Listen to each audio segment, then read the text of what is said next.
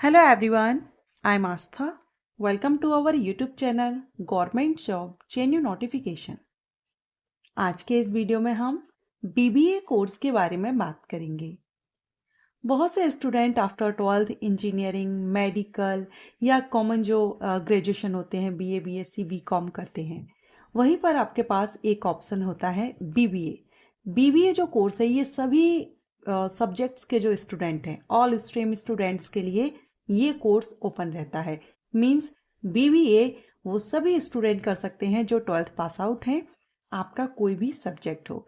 इसलिए इस कोर्स के बारे में जानकारी आप सभी को होना बहुत ज़रूरी है। सो इस वीडियो में हम इस कोर्स से रिलेटेड बेसिक सी इंफॉर्मेशन लेने वाले हैं, जैसे कि BBA का फुल फॉर्म क्या है, BBA किसको करना चाहिए, ड्यूरेशन क्या है, फीस क्या रहेगी, सिलेबस क्या रहेगा, एंड इसके अलावा जॉब अपॉर्चुनिटीज़ आपके पास क्या क्या ऑप्शंस होते हैं, एंड टॉप यूनिवर्सिटीज़ के बारे में भी हम बात करेंगे। तो चलिए स्टार्ट करते हैं। सबसे पहले हम BBA का फुल फॉर्म देखेंगे। BBA का फुल फॉर्म होता है bachelor of business administration. So BBA किसको करना चाहिए? वो स्टूडेंट जो कि अपना करियर बनाना चाहते हैं मार्केटिंग, सेल्स, फाइनेंस या HR में, वो स्टूडेंट्स BBA कोर्स कर सकते हैं। अब जो स्टूडेंट्स हैं वो जनरल BBA कोर्स भी कर सकते हैं। इसके अलावा अगर आप BBA स्पेशलाइजेशंस करना चाहें, जैसे कि BBA फाइनेंस, मार्केटिंग और भी बहुत से स्पेशलाइजेशंस हैं, आप उनसे भी BBA कर सकते हैं। तो चलिए अब हम बात करते हैं स्पेशलाइजेशन की। कौन कौन से स्पेशलाइजेशंस हैं जो आप BBA में कर सकते हैं। आप BBA aviation, BBA airport management, BBA entrepreneurship, BBA logistic management, marketing, finance, computer science, hotel management and supply chain management में BBA कोर्स कर सकते हैं। ये मोस्ट पॉपुलर और बेस्ट स्पेशलाइजेशन के बारे में हमने देखा है। तो आप चाहें तो इनमें से जो भी आपका इंटरेस्ट हो आप उससे कर सकते हैं, या आप जनरल BBA भी कर सकते हैं। अब हम बात करेंगे एलिजिबिलिटी की। जैसा कि अभी हमने देखा कि BBA कोर्स आफ्टर 12th कोई भी स्टूडेंट किसी भी सब्जेक्ट से 12th पास हो कर सकते हैं। BBA कोर्स सभी स्ट्रीम के स्टूडेंट्स के लिए ओपन है। लेकिन कुछ इंस्टीट्यूट हैं, यूनिवर्सिटीज़ हैं जहां पर मिनिमम 50% 12th में मांगा जाता है, और कुछ हैं जहां पर 45% रखा जाता है।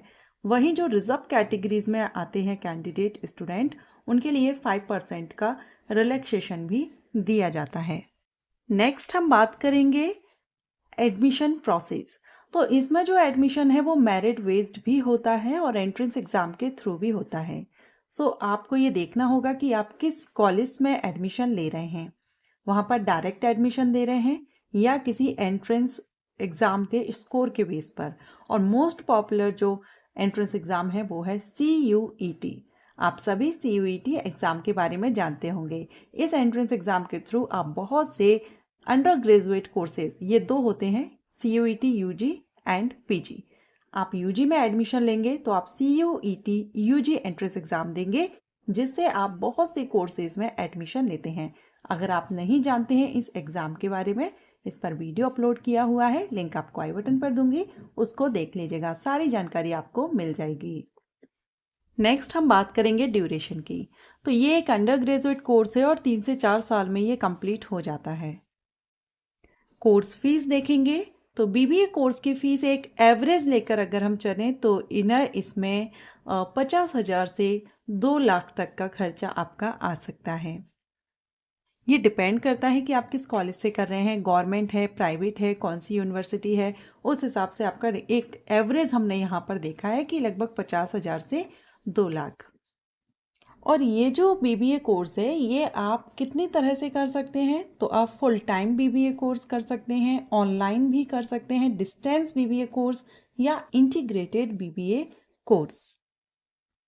अब अगर हम इसके सिलेबस की देखें तो हम ओवरऑल यहाँ पर सिलेबस देखेंगे तो आप financial accounting, micro economics, quantitative techniques, principles of management, effective communications, banking, insurance, management accounting, direct tax, indirect tax, human resource management, strategic management, research methodology, and financial statement analysis, marketing elective.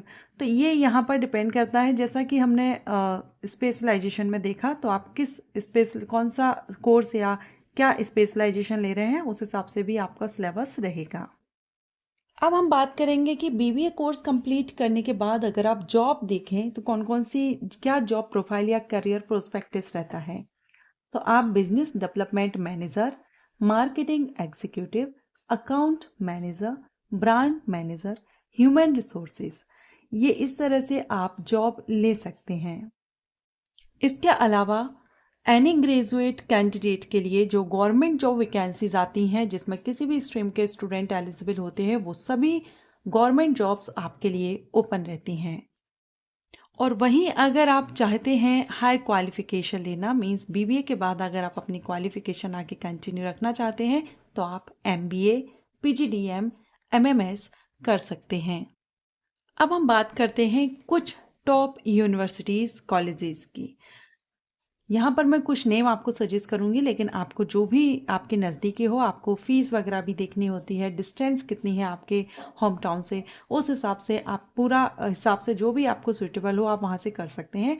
लेकिन for example मैं यहाँ पर कुछ आपको universities के name बताऊँगी, जिसमें कि एमआईटी यूनिवर्सिटी, जो कि MIT school of business Noida, Mount Carmel college, Madras Christian college, Shaheed Sukhdev college of business studies and Maharaja Surajmal institute, SRM institute of science and technology.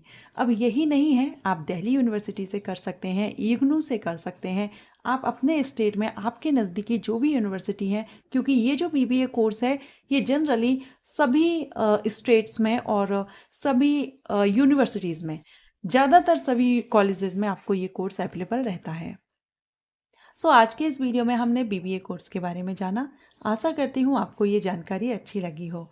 अगर आपको ये वीडियो इन्फॉर्मेटिव लगा है तो वीडियो को लाइक करें एंड चैनल को सब्सक्राइब नहीं किया है तो करके रखिए, बेल आइकन के ऑल ऑप्शन को प्रेस कीजिए। और अगर आप किसी course, entrance exam, job profile के बारे में जानकारी चाहते हैं, कॉमेंट करके ज़रूर बताएं। Thank you.